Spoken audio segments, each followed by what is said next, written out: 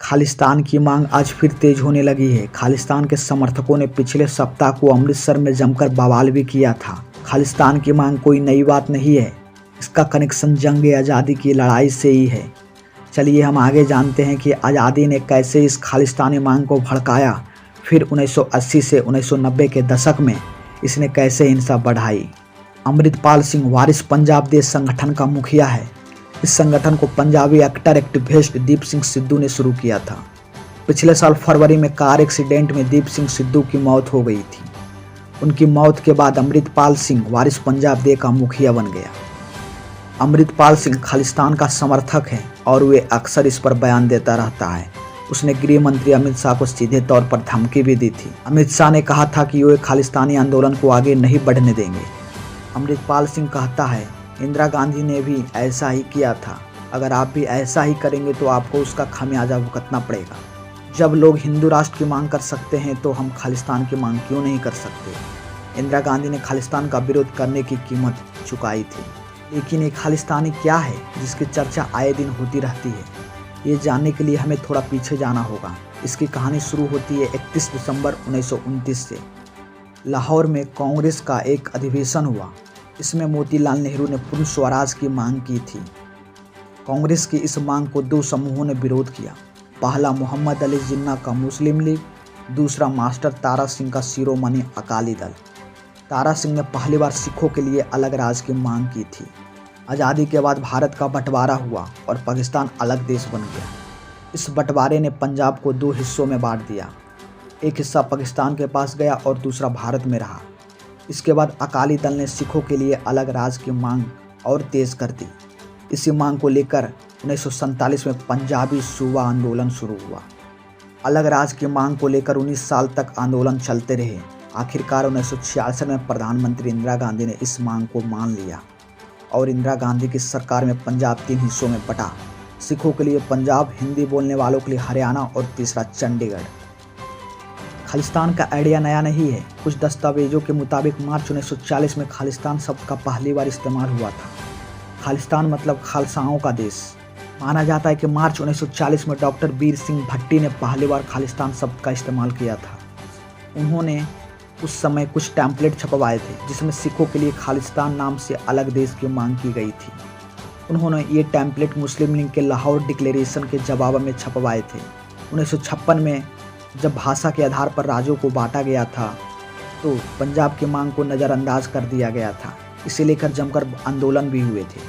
1966 में इंदिरा गांधी ने सिखों के लिए अलग स्टेट तो बना दिया, तो इससे कुछ समय तक तो शांति रही, लेकिन विरोध के सुर अंदर ही अंदर उठ भी रहे थे। अलग स्टेट बनने के बाद 1969 में पंजाब में विधानसभा चुनाव हुए।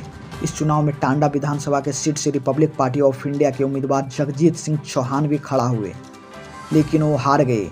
चुनाव हारने के 2 साल बाद जगजीत सिंह चौहान ब्रिटेन चले गए और वहां जाकर खालिस्तान आंदोलन की शुरुआत की। 1971 में जगजीत सिंह चौहान ने न्यूयॉर्क टाइम में खालिस्तान आंदोलन के लिए फंडिंग की मांग करते हुए एक विज्ञापन भी दिया था। 1977 में जगजीत सिंह चौहान भारत लौटे और 1979 में वापस ब्रिटेन चले गए। वहां जाकर उन्होंने खालिस्तान नेशनल काउंसिल की स्थापना की। इसके बाद जगजीत सिंह चौहान ने एक कैबिनेट बनाई और खुद को रिपब्लिक ऑफ खालिस्तान का राष्ट्रपति घोषित कर दिया। उसने खालिस्तानी पासपोर्ट, स्टाम्प और खालिस्तानी डॉलर भी जारी किए। इतना ही नहीं, ब्रिटेन और यूरोपीय देशों में खालिस्तान असेंबली भी खोल दी। इसी बीच आया आनंदपुर साहिब रेजोल्यूशन। पंजाब अलग स्टेट बना तो फिर ज़्यादा अधिकार देने की मांग उठने लगी। 1973 में अकाली दल ने पंजाब को ज़्यादा अधिकार देने की मांग रख दी। पहले 1973 और फिर 1978 में अकाली दल ने आनंदपुर साहिब प्रस्ताव पास किया, जिसमें पंजाब को ज़्यादा अधिकार देने के कुछ सुझाव रखे गए थे। इस प्रस्ताव में सुझाया गया कि केंद्र सरकार का सिर्फ रक्षा, विदेश नीति, संचार और मुद्रा पर अधिकार हो, बाकी सभी मामलों पर राज्य सरकार का अधिकार हो। इस प्रस्ताव में पंजाब को और ज़्यादा अधिकार यानी स्वायत्तता देने की बात कही गई थी, अलग देश की बात नहीं थी। इसी दौरान अमेरिका में बैठे खालिस्तानी विचारक गंगा सिंह ढिल्लों ने भी खालिस्तान की मांग रख दी थी। ये वो समय था जब पंजाब में खालिस्तानी समर्थक जरनैल सिंह भिंडरावाले की ताकत बढ़ रही थी। अगस्त 1982 में अकाली दल के नेता HS लोंगोवाल और प्रकाश सिंह बादल ने आनंदपुर साहिब प्रस्ताव को लागू करने और हिमाचल प्रदेश और हरियाणा में पंजाबी भाषा इलाके में पंजाब में मिलाने और सतलज यमुना लिंक कैनाल की योजना को मुलतवी करवाने के लिए भिंडरावाले के साथ मिलकर धर्म युद्ध मोर्चा खोल दिया। भिंडरावाले की ताकत बढ़ती जा रही थी। वो अकालियों के लिए करीब था लेकिन निरंकारियों का दुश्मन। अप्रैल 1978 में अकाली कार्यकर्ता और निरंकारियों के बीच हिंसक झड़प हुई। इसमें अकाली दल के 13 कार्यकर्ता की मौत हो गई थी। 1980 के दशक में शुरुआत में पंजाब में हिंसक घटनाएं बढ़ने लगी। 1981 में पंजाब केसरी के संस्थापक जगत नारायण की हत्या कर दी गई। अप्रैल 1983 में पंजाब पुलिस के डीआईजी एएस अटवाल को गोली मारकर हत्या कर दी गई। इन सब के लिए भिंडरावालों को ही जिम्मेदार ठहराया गया। इसी बीच भिंडरावाले ने स्वर्ण मंदिर को अपना घर बना लिया और कुछ महीनों बाद भिंडरावाले ने सिख धर्म की सर्वोच्च संस्था अकाल तख्त पर अपने विचार रखने शुरू कर दिए। पंजाब में अलगाववाद और हिंसक घटनाएं बढ़ती जा रही थी। इन्हें रोकने के लिए भिंडरावाले का पकड़ना बहुत जरूरी था। सुरक्षा बलों ने स्वर्ण मंदिर की घेराबंदी कर ली थी। इसके लिए इंदिरा गांधी की सरकार ने ऑपरेशन ब्लू स्टार लॉन्च किया। इस ऑपरेशन के सैन्य commander major general KS. Boral का कहना था कि कुछ ही दिनों में खालिस्तान की घोषणा होने जा रही थी और उसे रोकने के लिए इस ऑपरेशन को जल्द से जल्द अंजाम देना जरूरी था। 1984 में ऑपरेशन ब्लू स्टार शुरू किया गया। 1 जून से ही सेना ने स्वर्ण मंदिर की घेराबंदी शुरू कर दी थी। पंजाब से आने जाने वाली रेलगाड़ियों को रोक दिया गया, बस सेवाएं रोक दी गई, फ़ोन कनेक्शन काट दिए गए और विदेशी मीडिया को राज्य से बाहर जाने को कह दिया गया। 3 जून 1984 को पंजाब में कर्फ्यू लगा दिया गया। 4 जून को शाम में सेना ने गोलाबारी शुरू कर दी। अगले दिन सेना की बख्तारबंद गाड़ियां और टैंक भी स्वर्ण मंदिर पर पहुंच गए। भीषण खून खराबा हुआ। 6 जून को भिंडरावालों को मार दिया गया। सरकारी आंकड़ों के मुताबिक इस ऑपरेशन में 83 सैनिक शहीद हुए थे और 250 घायल हुए थे। वहीं 500 चरमपंथी या आम नागरिक मारे गए थे और 86 लोग घायल हुए थे। 1592 लोगों को गिरफ्तार किया गया था। इस ऑपरेशन के 4 महीने बाद ही 31 अक्टूबर 1984 को प्रधानमंत्री इंदिरा गांधी की हत्या उनके 2 सिख बॉडीगार्ड्स सतवंत सिंह और बेअंत सिंह ने कर दी थी। इंदिरा गांधी पर इतनी गोलियां चलाई गई थी कि उनका शरीर छत बिछत हो चुका था। इंदिरा गांधी की हत्या के बाद देश भर में सिख विरोधी दंगे भड़क गए। सरकारी आंकड़ों के मुताबिक अकेले दिल्ली में ही 2733 सिखों को मौत के घाट उतार दिया गया। वहीं देश भर में 3350 सिख मारे गए थे। ऐसा आरोप लगा था कि सिख विरोधी दंगों को कांग्रेस नेताओं ने ही हवा दी थी। जुलाई अगस्त 1985 में राजीव गांधी और लोंगोवाल ने शांति समझौते पर हस्ताक्षर किए, पर जैसे ही लोंगोवाल पंजाब लौटे वैसे ही कट्टरपंथियों ने उसका कत्ल कर दिया। 1984 से 1995 के बीच पंजाब में उग्रवाद चरम पर रहा। उग्रवादियों ने सुरक्षा एजेंसियों और हिंदुओं को निशाना बनाया। 23 जून 1985 को कनाडा के मॉन्ट्रियल से लंदन जा रही एयर इंडिया की फ्लाइट को हवा में ही बम से उड़ा दिया गया।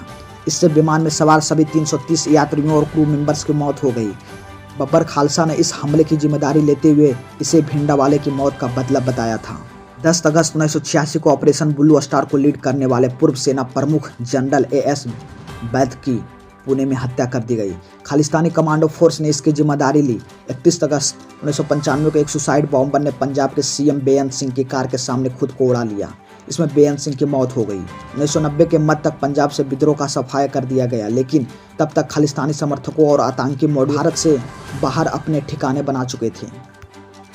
खालिस्तानी की मांग को लेकर अभी भी कई चरमपंथी संगठन प्रदर्शन करते हैं। अप्रवासी कैब ड्राइवर से अटरानी बने गुरपंत सिंह पन्नू ने साल 2007 में सिख फॉर जस्टिस नाम का संगठन बनाया। दावा किया गया कि ये संगठन 1984 के दंगों के पीड़ितों के लिए न्याय की मांग करने के लिए बनाया गया। 2019 में केंद्र सरकार ने इस संगठन पर प्रतिबंध लगा दिया। सिख फॉर जस्टिस ने 4 साल पहले पंजाब को भारत से अलग करने के विषय पर प्रवासी सिखों के बीच 2020 में जनमत संग्रह कराने की घोषणा की थी। अक्टूबर 2021 में सिख फॉर जस्टिस ने खालिस्तान का नक्शा जारी किया। इस नक्शे में सिर्फ पंजाब ही नहीं बल्कि हरियाणा, उत्तर प्रदेश, उत्तराखंड, हिमाचल प्रदेश और राजस्थान के कुछ जिलों को भी खालिस्तान का हिस्सा बताया गया। इस नक्शे में राजस्थान के गंगानगर, बीकानेर, जोधपुर, बूंदी, कोटा, अलवर और भरतपुर जिले का हिस्सा बताया। यूपी के भी हरदोई, सीतापुर, शाहजहांपुर, लखीमपुर की खीरी, पीलीभीत जैसे जिलों को शामिल किया गया। इनके अलावा हिमाचल के शिमला, किन्नौर, चंबा और लाहौल स्पीति, उत्तराखंड के हरिद्वार और देहरादून, हरियाणा के गुरुग्राम और रेवाड़ी जैसे जिलों को खालिस्तान का हिस्सा बताया। अमृतसर में 23 फरवरी 2023 को अमृतपाल के समर्थकों ने पुलिस थाने को घेर लिया था। खालिस्तानी विचारधारा समर्थकों की गिरफ्तारी और उन पर एक्शन की वजह से खालिस्तानी आंदोलन सुस्त पड़ने लगा था। हालांकि बीते कुछ सालों में ये दोबारा उठने लगा। खालिस्तान का समर्थन करने वाले सरगना भारत से बाहर बैठे हुए हैं और वहीं से बैठकर भारत में खालिस्तानी आंदोलन को भड़काते हैं, भारत विरोधी गतिविधियों को अंजाम देते हैं। पाकिस्तान के खुफिया एजेंसी ISI भारत में अस्थिरता पैदा करने के लिए खालिस्तानी एलिमेंट को भड़काती रहती है। ये खालिस्तानी समर्थक पाकिस्तान के लाहौर, कनाडा, ब्रिटेन में अपना ठिकाने बनाए हुए हैं। खालिस्तान कमांडो फोर्स का मुखिया परमजीत सिंह पंजवर 1994 से लाहौर में बैठा है। बब्बर खालसा इंटरनेशनल का प्रमुख वाधवा सिंह बब्बर भी लाहौर से ही काम करता है। जरनैल सिंह भिंडावाले का भतीजा लखवीर सिंह रोडे लाहौर में बैठकर कथित तौर पर यूरोप और कनाडा में खालिस्तानी ताकतों को एकजुट करता है। सिख फॉर जस्टिस का संस्थापक गुरपंत सिंह चन्नू अमेरिका में हैं।